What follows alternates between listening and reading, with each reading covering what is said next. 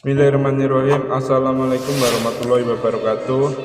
Pemirsa yang dirahmati Allah, marilah kita simak ceramah dari Buya Arosi Hasyim dengan tema Perang Akhir Zaman. Sebelumnya marilah kita bersolawat terlebih dahulu. Allahumma sholli ala Sayyidina Muhammad wa ala ali Sayyidina Muhammad. Selamat menyaksikan. Dalam suatu majlis, kata Sayyidina Huzaifah, riwayat Imam Abu Daud, hadisnya sahih, di Kitabul Fitan, bab tentang fitnah akhir zaman. Ini Imam Abu Daud ini imam ketiga dalam sanad hadis, Bukhari, Muslim, Abu Daud. Beliau ini meriwayatkan bahwa Sayyidina Huzaifah yang bergelar sir Rasulullah, menjaga sirnya Nabi sallallahu alaihi wasallam. Beliau ini bercerita, qama fina Rasulullah sallallahu alaihi wasallam.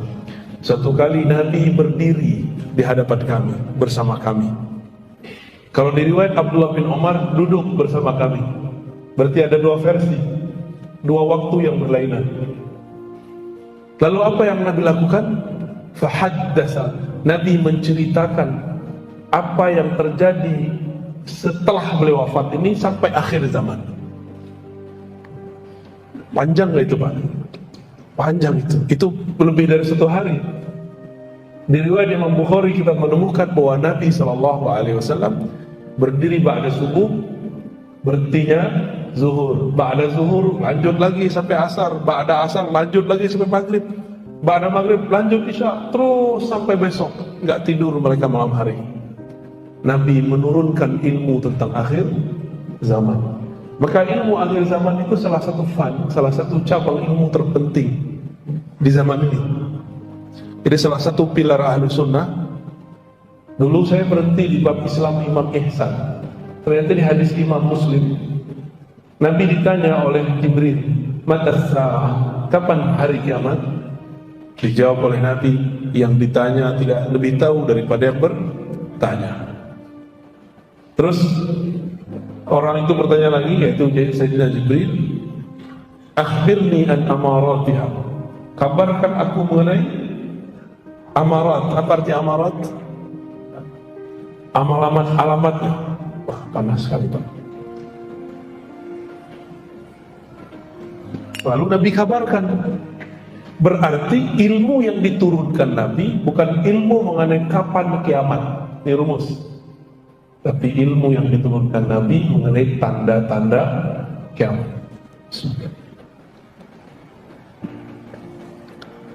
Ya, lupa. Kita baca Al-Fatihah dulu ya. Supaya Allah membuka hati kalbu kita, mari kita baca surah Al-Fatihah. Bismillahirrahmanirrahim.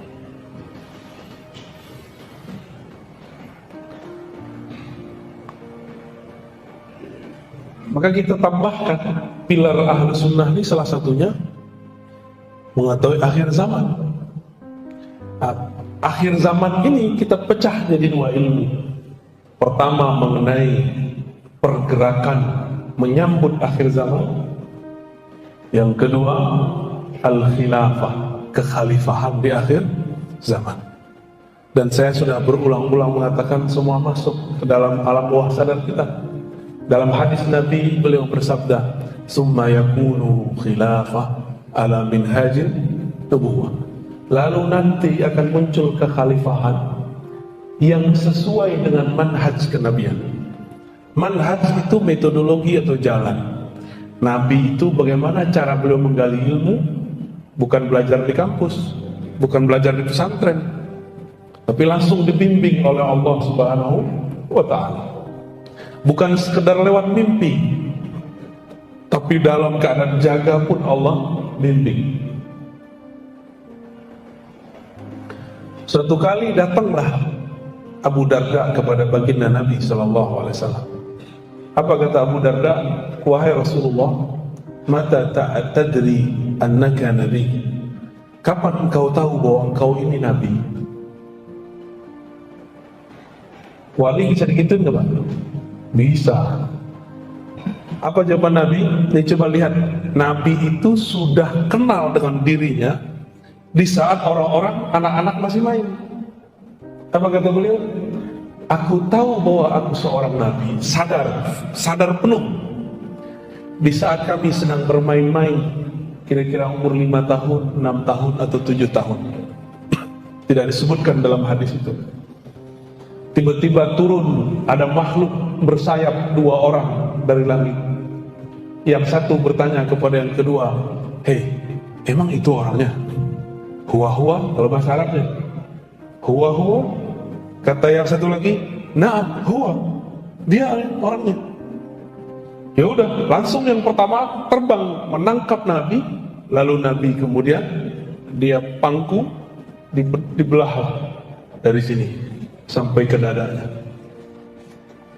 Waktu itu Nabi sedang bermain dengan seorang anak itu adalah putra daripada ibu susunya, Halimah Sa'diyah. Itu beliau masih ingat tuh.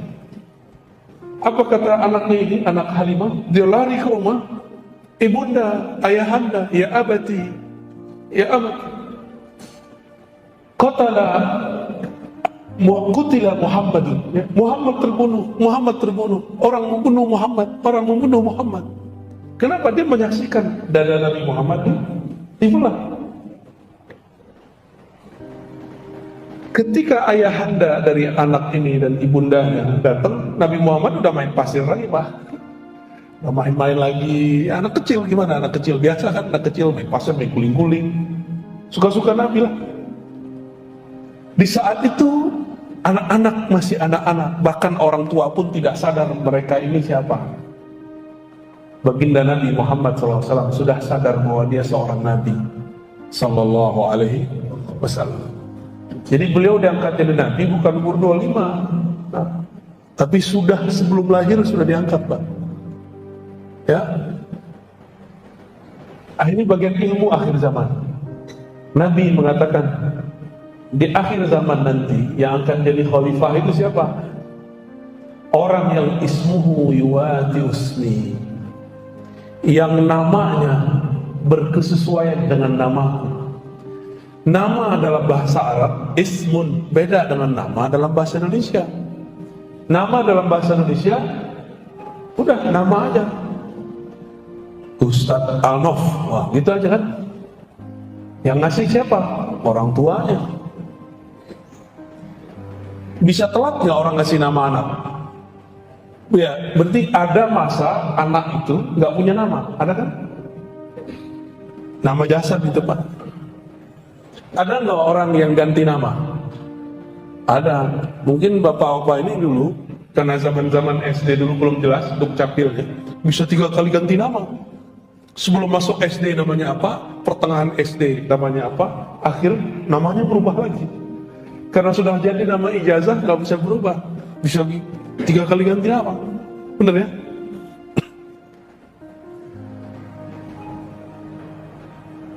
Yang dimaksud nama di situ dijelaskan oleh Imam Al-Bajuri.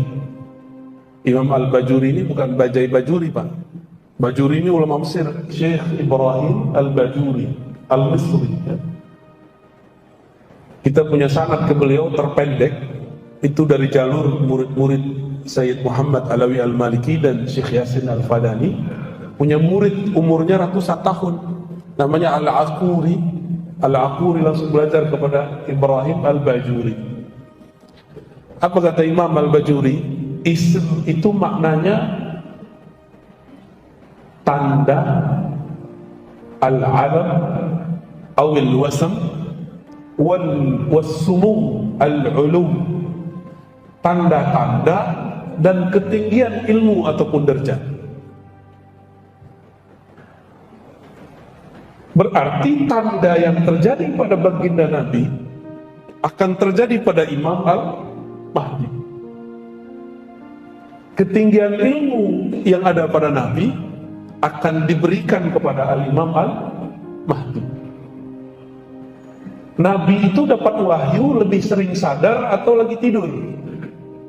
Sadar. Maka Al-Mahdi dapat ilhamnya seringnya lagi sadar. Tapi sekarang ada yang digadang-gadang jadi Imam Mahdi pakai mimpi. Masa kita mau menggantungkan hidup kita pakai mimpi orang, Pak? Kita nggak kenal juga dia siapa. Udah ketemu Rasulullah? Belum tentu. Di hadis Abu Daud dikatakan bahwa ada keturunan Rasulullah nanti yang ngakunya salah. Dia bukan Mahdi, dia ngaku Mahdi. Hadir di Abu Daud. Pakai ngaku-ngaku di YouTube lagi ya. Masa Imam Mahdi ngaku di YouTube? Dan itu bukan satu dua, Pak. Banyak. Ini persoalan akhir zaman. Ini persoalan yang ditulis di Quran. Ilmu sa'ah itu di sisi Allah. Maka jangan main-main, jangan gantungkan nasib kita akhir zaman lewat mimpi seseorang yang kita nggak kenal, yang kita nggak tahu dia siapa. Ilmu apa yang ada pada diri Nabi? Nabi itu menjadi Nabi karena apa? Karena dia seorang insinyur, enggak kan? Dia hafal kitab? Enggak. Ilmu apa yang ada di kolbu Nabi? Banyak ilmu di kolbu Nabi. Pertama, ilmu awalin, ilmu masa lalu. Jadi Nabi bisa cerita tentang masa lalu. Yang kedua, ilmu akhirin, ilmu masa depan. Ini Allah yang mengajarkan semua. Bukan berarti Nabi tahu alam gaib. Nabi dikasih tahu. Ilmu apa lagi? Banyak. Ini baru beberapa. Kemarin ada yang nanya di kapan, Toha Yasin itu nama Rasul bukan? Iya. Toha Yasin. Tapi Toha Yasin itu, Pak, itu ada di sir kolbunya Rasulullah Sallallahu Alaihi Wasallam. Berarti Quran itu sirnya Rasulullah Sallallahu Alaihi Wasallam. Maka kepada orang-orang yang mengkhidmahkan dirinya menghafalkan Quran, jangan berhenti pada hafalan, lanjutkan pada pemahaman. Ya. Nah, ini tentang Imam Al-Mahdi. Dan ada yang penting di situ. Kata Al-Mahdi artinya diberi petunjuk. Benar. Yang di-guidance oleh Allah Subhanahu wa Ta'ala. Nabi tadi umur berapa? Dibedah 5, 6 atau 7 ya, wallahu a'lam mana yang tepat. Sama, pasti dulu Al-Mahdi itu waktu dia masih kecil, dia dibedah juga dalam keadaan jaga, bukan lagi tidur. Kalau Mahdi palsu ya tidur. Itu Mahdi mimpi namanya. Nabi SAW Allah balut nggak dengan sisi-sisi manusiawi.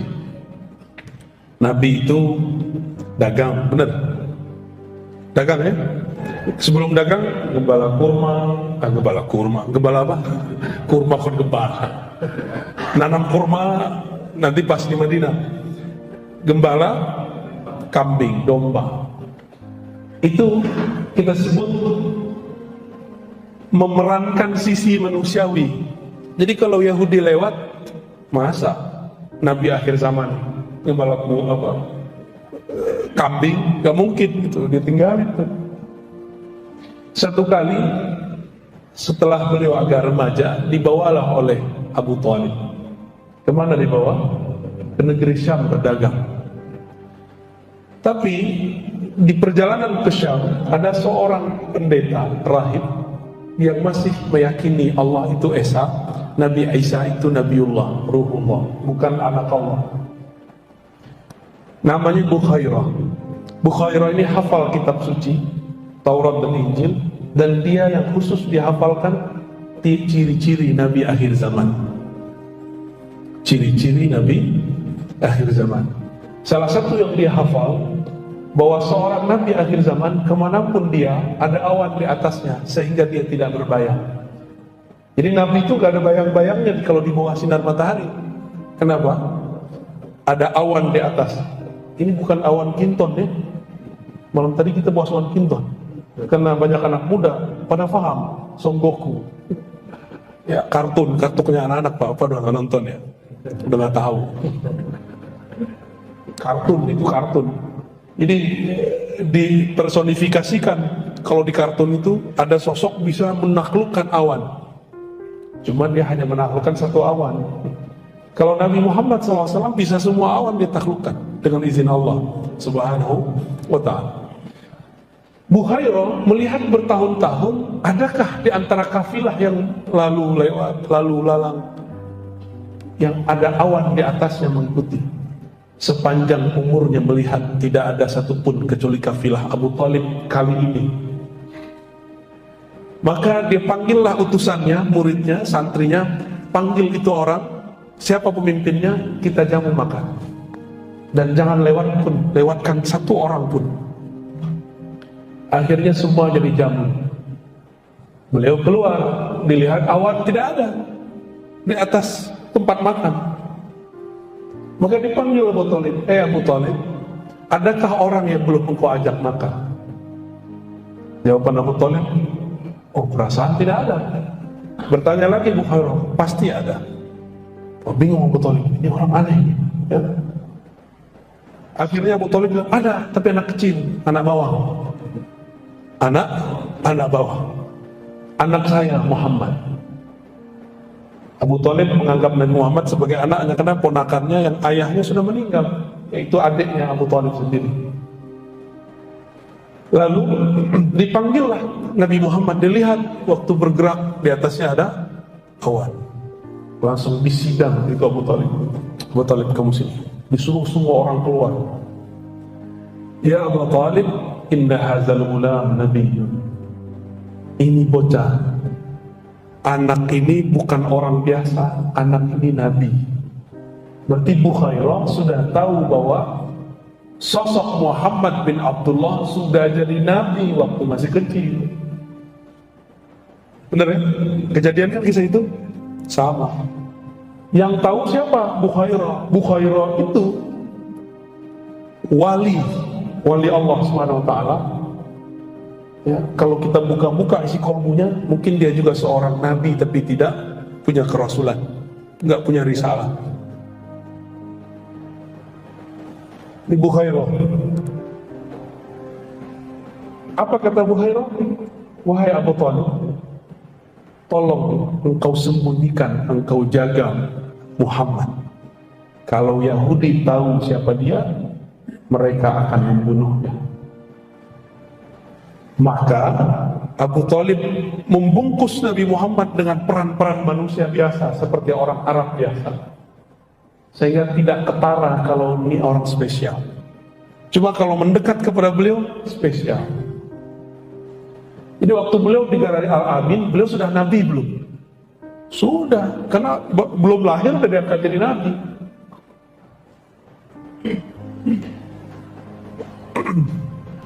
Maka Al-Imam Al-Mahdi di zaman kita Pak, bukan zaman nanti. Ini zaman ini. Al-Imam Al-Mahdi itu akan mengalami hal yang sama.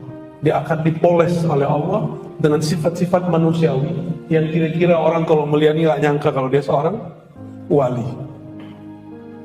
Benar kata Imam Ibn Athaillah As-Sakandari.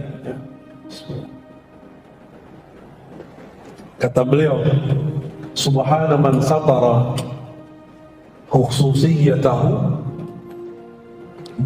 bizawahir al-bashariyah. Maha hebat Allah yang menyembunyikan keistimewaan-keistimewaannya dalam peran manusia biasa. Jadi nggak ketahuan kalau ini dia seorang wali. Seperti Nabi dulu diperankan seperti seorang biasa, orang Arab biasa, pemuda biasa. Nggak ada tuh Nabi keluar-keluar, saya Nabi loh, saya Nabi loh, gitu. Sampai ada perintah. Kayak seperti sekarang, ada yang datang ke saya, aku loh Al-Mahdi. Ada yang datang Pak. Cuma karena jidatnya agak lebar dikit, hidungnya agak mancung dikit. Ustaz Allah masuk atau jidatnya lebar? Ada juga yang lewat YouTube. Ada yang lewat YouTube ngaku bahwa dia Mahdi, tapi belum imam. Ini kalau asli dibunuh Yahudi nggak? Dibunuh Pak. Dibunuh pasti kalau asli itu. Jadi kita nggak usah buru-buru. Ini ilmu rahasia. Hanya orang-orang yang mengerti ilmu rahasia yang mengenal. Seperti Bukhairah bertahun-tahun menunggu, akhirnya ketemu. Ya. Berarti Abu Thalib mengerti nggak Muhammad bin Abdullah adalah seorang nabi? Ngerti dia. Cuma akhir hayatnya disebutkan dalam Sahih Bukhari tidak sempat melafazkan. Cuma di batinnya dia ingkar dia nggak pernah ingkar. Oleh karena itu ulama berbeda pendapat mengenai status meninggal beliau. Apakah meninggal kafir atau mukmin? Ya. Nah itu bagaimana cara memahami ilmu akhir zaman. Jadi babnya ma'rifatul ism, bab mengetahui nama, yaitu tanda-tanda. Maka pelajarilah tentang sirah kenabian, kejadian yang akan terjadi pada Al-Mahdi nggak jauh beda. Bedanya nanti formulasinya. Nah, Bapak Ibu Saudara sahabat ikhwan akhwat fillah, seperti yang saya sebutkan di tempat yang lain kemarin yang sudah mengikuti. Akhir zaman ini semua ilmu dikumpulkan Allah. Bahkan dalam handphone yang kecil yang kita sebut smartphone, itu semua ilmu ada nggak di situ? Ilmu hadis ada nggak? Ilmu tafsir? Ilmu apa lagi? Tasawuf ada apa di situ? Karena semua ilmu sudah ada di benda kecil itu. Bahkan lebih ajaib daripada Nabi Sulaiman. Lapar tinggal datang duit datang. Ya, nggak perlu manggil angin, pencet, datang taksi, sakti gitu. Itu Nabi Sulaiman kalau datang Pak, tongkatnya nganggur itu, cincinnya nganggur, taruhannya tuh, main handphone aja kita, mau makan mau apa. Ini saya serius loh Pak. Nabi-nabi dulu kalau hidup sekarang pasti beli smartphone, serius. Karena Nabi itu manusia biasa. Apa kata Allah? Qul, katakan, ana basyarun mislukum. Aku basyar seperti kalian. Bedanya cuma satu, yuha ilayya. Diwahyukan kepadaku bahwasannya tiada ilah, tiada yang disembah, tiada Tuhan kecuali Allah Subhanahu wa taala. Itu aja bedanya. Berarti Al-Mahdi sama enggak? Dia manusia kayak kita. Bedanya kolbunya selalu dapat ilham. Maka dia berjuang dengan ilham, bergerak dengan ilham, bukan pakai tebak-tebakan, bukan pakai cocok-cocok logi, bukan pakai ambisi, bukan pakai nafsu. Maka pencirian gerakan akhir zaman yang sesuai dengan sunnah Nabi, sesuai dengan ajaran Al-Imam Al-Mahdi, itu yang bergeraknya Al-Mahdi, orang yang hatinya diberi petunjuk oleh Allah Subhanahu wa ta'ala. Dan petunjuk ini dia terima setiap saat di kalbunya. Mimpinya adalah pengkhabaran, jaganya adalah pemakrifatan. Jadi mereka ini yang seperti dikatakan Nabi pernah berkawan Pak. Tanamu qalbi, tanamu ainayya wa la yanamu qalbi. Mataku tidur, hatiku tidak tidur. Hadis Bukhari dan Muslim. Matanya tidur, kolbunya tidak tidur. Maksudnya gimana? Kalau Nabi tertidur, maka beliau masuk ke alam kolbu, masuk ke alam yang lain, diperjalankan oleh Allah Subhanahu wa ta'ala. Jadi Nabi itu kadang lagi sadar, lagi sholat, kadang lagi tidur. Itu diperjalankan ke masa depan, diperjalankan ke masa lalu.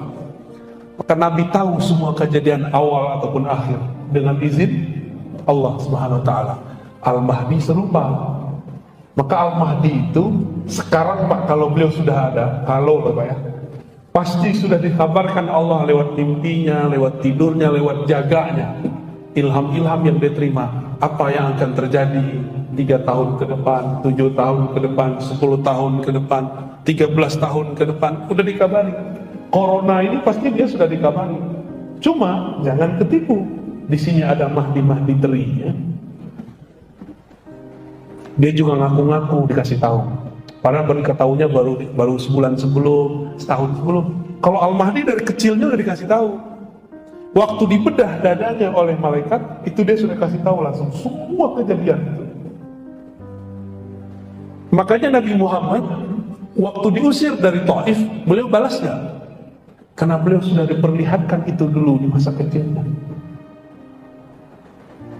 Waktu beliau SAW pergi ke Mekah, ditahan di Hudaybiyah, cuma 10 atau 15 kilo lagi masuk Mekah, ditahan. Beliau berontak kan? Enggak, karena beliau sudah diperlihatkan oleh Allah Subhanahu wa ta'ala. Maka gerakan Al-Mahdi itu bukan gelosok-gelosok, bukan gerakan emosional, gerakannya penuh ketenangan, santai, tapi ada kemantapan dalam keyakinan, kuat dalam mental. Manggun mental kuat aja susah orang hari ini. Ya, tanya aja para ustadz. Ustadz itu takutnya bukan sama istri, Pak, sama jamaah. Cuma kalau ketemu canda-candanya takut sama istri, mau jadi wali. Takut sama istri, itu candanya ustadz tuh. Tapi takutnya para dai itu sama jamaahnya. Takut apa? Takut ditinggal jamaah. Itu mental ustadz tuh harus dibanting gitu. Yang harus takut jamaah sama ustadz atau ustadz sama jamaah? Jamaah yang takut ditinggal ustadznya, jangan ustadz takut ditinggal jamaahnya. Salat suruhnya ntar aja Pak ya. Ngaji lebih afdol atau salat suruh? Serius? Wah, antum lolos. Ngaji satu bab sama dengan salat 100 rakaat atau 1000 rakaat.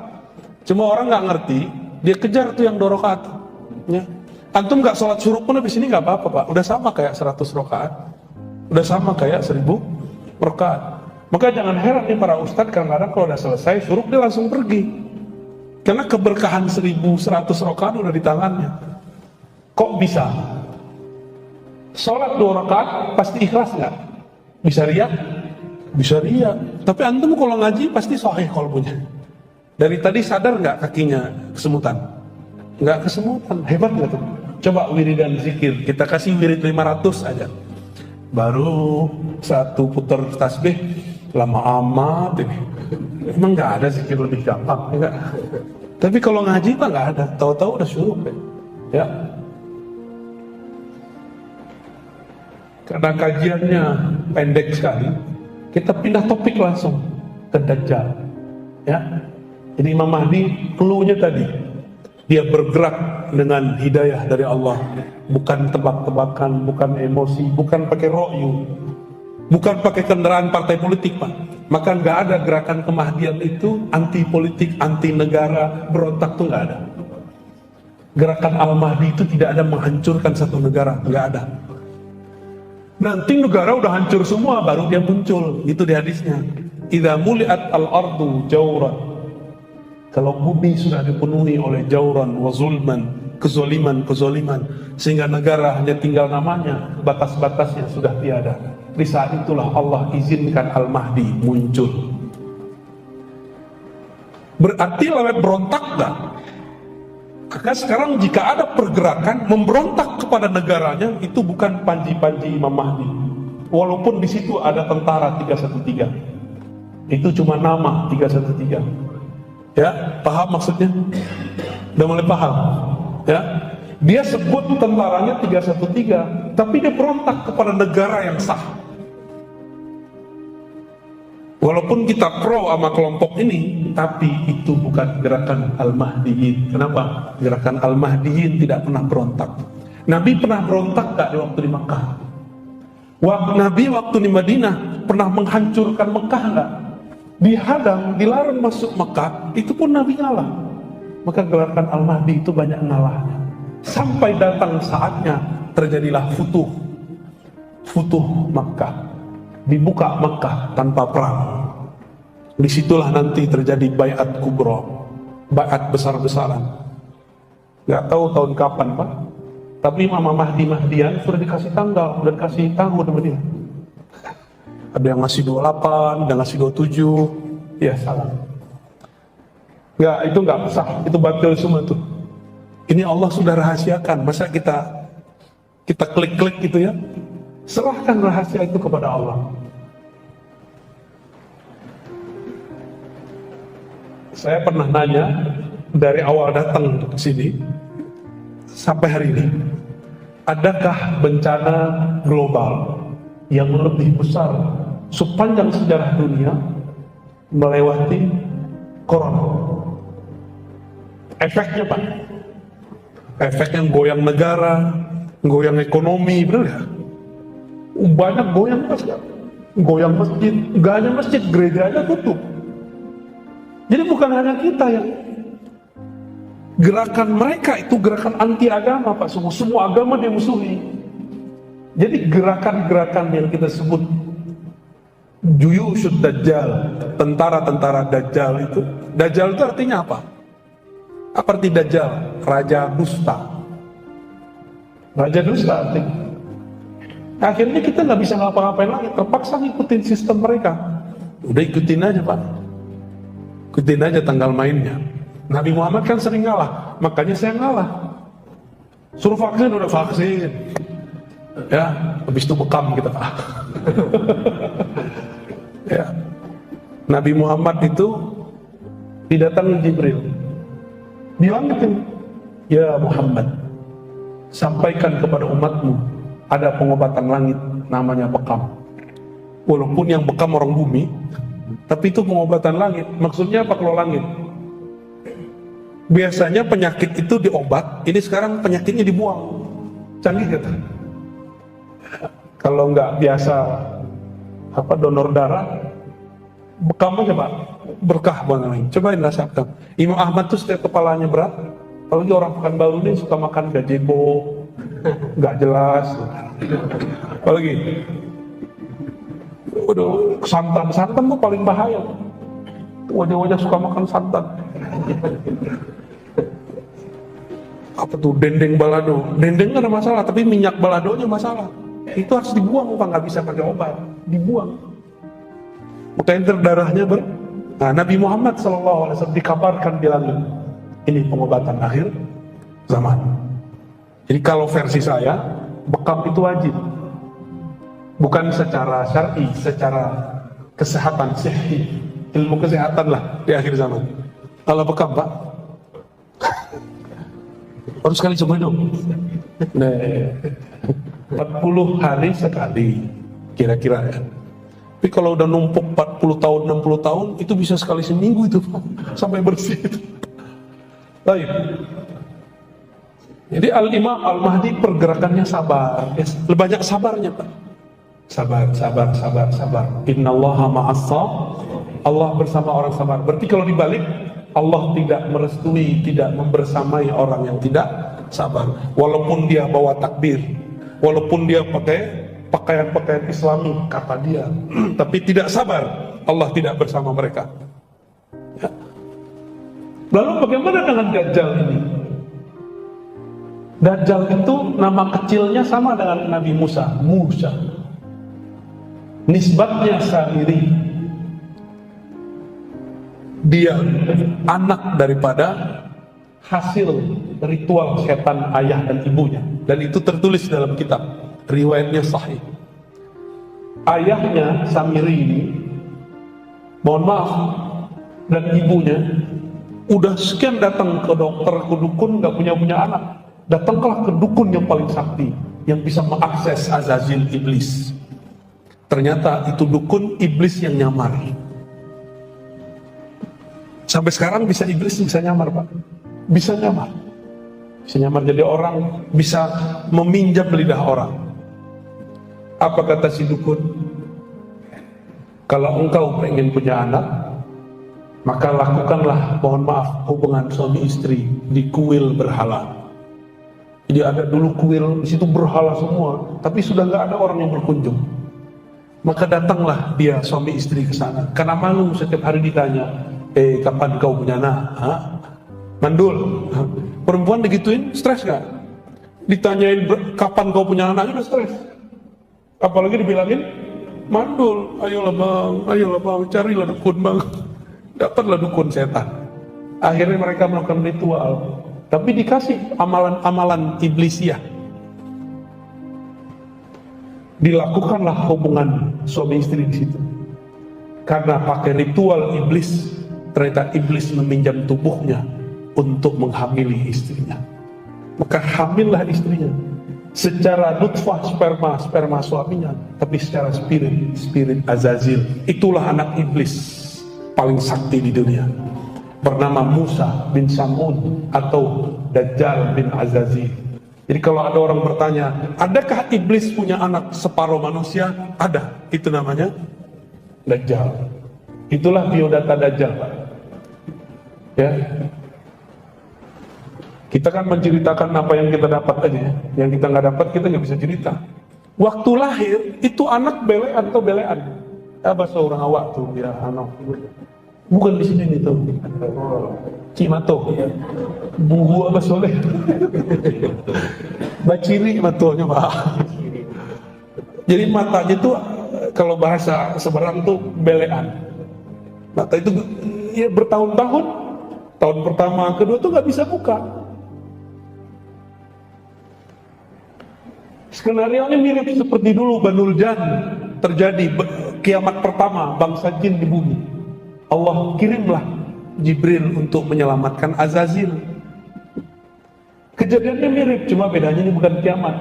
Di negeri Samara, tempat Samiri lahir, terjadi banjir besar.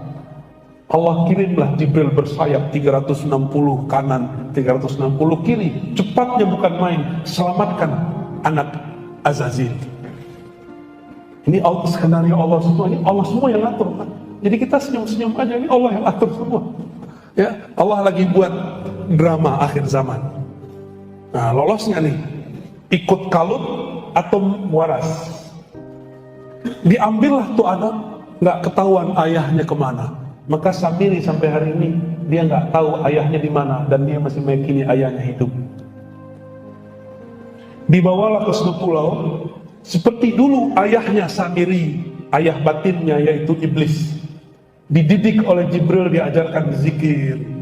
Bedanya kalau dulu Azazil diizinkan zikir di langit 1, 2, 3, 4, 5. Tapi pintu langit kan sudah ditutup, kecuali untuk Nabi Muhammad SAW.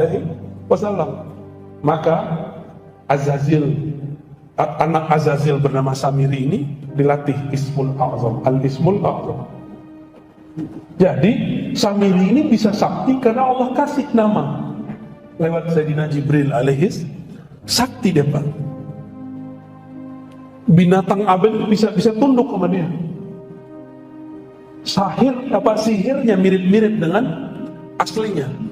Maka dialah rajanya Sahara. Ya, orang-orang ahli sihir itu dia rajanya. Ini kok kayak asik didongengin Pak. Ini bukan dongeng Pak, ini asli. Ini cerita asli yang saya ceritakan. Setelah bertahun-tahun, kira-kira umur 7, 8, 9, 10, kita tidak bisa memastikan di riwayat itu, barulah si Samiri matanya kebuka bagian kiri. Yang kanan sampai sekarang until now masih baciri. Masih ada bisa boleh. Masih belean Pak sampai sekarang. Bagian kanan. Jadi bukan seperti yang dibayangkan orang satu mata. Itu imajinasi seniman. Apalagi matanya di tengah. Itu kalau di Son Goku namanya Pak. Yang tahu dia bawa buku lah nih. Jinhan dia dong. Nggak tahu lah namanya apa tuh. Itu imajinasi Pak. Jadi matanya tetap dua. Itu nanti jadi alamat bagi orang yang paham. Karena Samiri ini bisa nyamar. Bisa nyamar jadi muka Habib deh. Bisa nyamar jadi muka Kiai, nggak kelihatan. Tapi saya melihat dalam beberapa pergerakan itu dia muncul. Bayang-bayangnya Pak. Matanya mirip. Karena saya pernah bermimpi diizinkan Allah ketemu Dajjal. Entah imajinasi, entah asli. Tapi itu yang saya lihat di suatu pulau, persis seperti yang dikatakan hadis. Mungkin karena kita baca hadis, cinta kepada Nabi, tasdik kepada Rasul, Allah perjalanankan secara rohani ke tempat itu. Jadi diizinkan Allah pas saya ngeliat, tapi dalam mimpi. Itu masalahnya begitu, Bapak nggak usah percaya amat mau mimpi saya.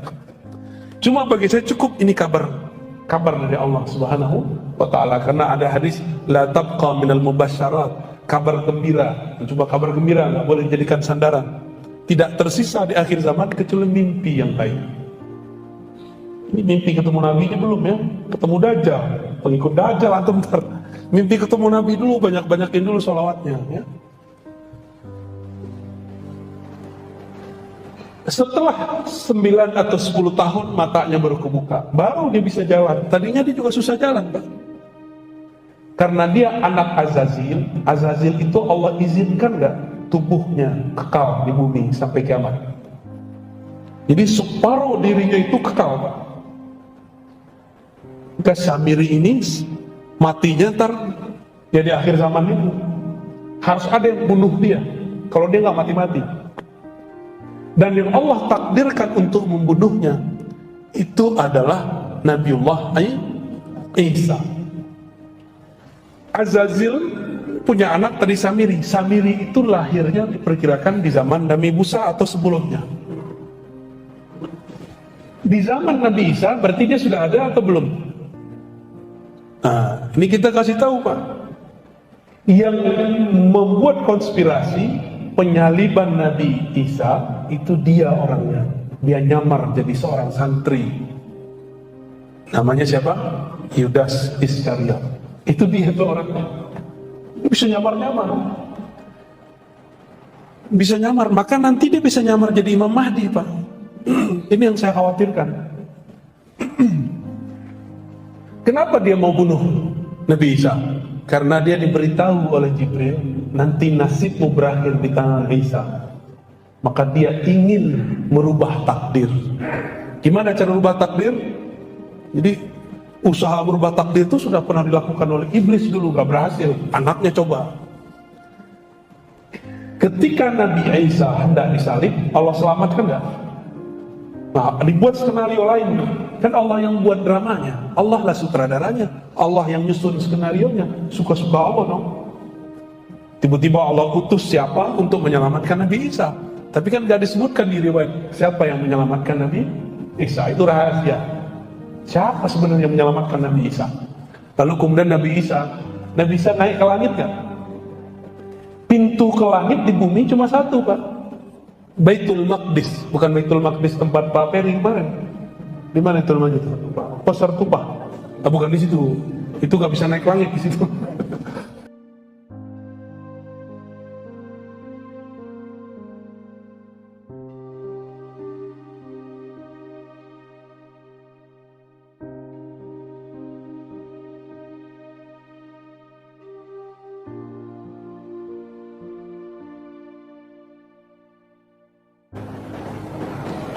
Nabi Isa dibawa oleh satu sosok yang dirahasiakan Allah ke pintu langit, yang nanti Nabi Muhammad pun naik ke langit lewat pintu itu. Itu yang disebut Qubbatus Sakhra. Disitulah Nabi Isa naik ke atas, langsung nyampe ke langit kedua. Berarti masih hidup nggak Nabi Isa? Masih hidup. Nabi Isa ini mempertontonkan waktu hidupnya sifat-sifat ilahiyah. Apa contohnya? Ada orang mati dihidupkan. Ambil tanah, tiup. Seperti Allah meniupkan tanah dulu menjadi Nabi Adam. Nabi Isa ambil tanah, tiup jadi burung. Kalau ada orang begitu hari ini, disembah gak? Disembah pasti. Jadi wajar kenapa kemudian beberapa orang yang tidak mengerti bab tauhid di zaman itu menyembah Nabi Isa. Mereka lupa Nabi Isa sendiri nggak menyembah dirinya, tapi menyembah Allah Subhanahu wa Ta'ala. Nah, bagian akhir, karena sudah 6:30 ya, asik Pak ya didengerin ya. Kalau udah tua-tua disuka diceritain kan ya. Ini tuangku aja senang diceritain ulang ya. Karena Nabi Isa dulu tidak menunjukkan syariat yang sempurna. Syariatnya belum selesai, umur 33 sudah diangkat. Maka nanti disempurnakan, turun lagi di masa akhir zaman, disempurnakan dengan syariat paling sempurna, syariat baginda Nabi Muhammad sallallahu alaihi wasallam. Ya. Nanti dapat tugas. Apa tugasnya? Al-Mahdi beri pedang. Ini pedang. Sembelihlah itu sih. Dajjal itu nggak bisa dibunuh, Pak. Ditusuk, mau dibom nggak mati-mati. Berarti ada suatu rahasia di pedang itu, dan ada kejadian yang melemahkan si Dajjal. Kita nggak tahu rahasianya apa. Jadi udah banyak tuh. Itu perang nanti nggak ada yang pakai pistol, Pak. Nggak ada yang pakai tank. Semuanya pakai kesaktian. Yang nggak sakti baru pakai panah. Yang nggak bisa terbang baru pakai kuda. Jadi nanti antum kalau umur panjang jangan kaget-kaget, nanti orang terbang-terbang. Mau dia tentara Mahdi, dia terbang. Tentara Dajjal pun ada yang bisa terbang. Yang nggak mengerti ilmu kewalian wali Allah atau wali setan, sama-sama tuh, sama-sama sakti. Wali Allah sakti, wali setan sakti. Ya udah main panah-panah aja. Tapi kalau dia mengerti ilmu walayah, maka sebelum dia memanah, panahnya sudah sampai. Sebelum dia memukul, pukulannya sudah telat. Masa itu masih panjang. Karena ceritanya masih ada 12 pertemuan lagi. Kita cukup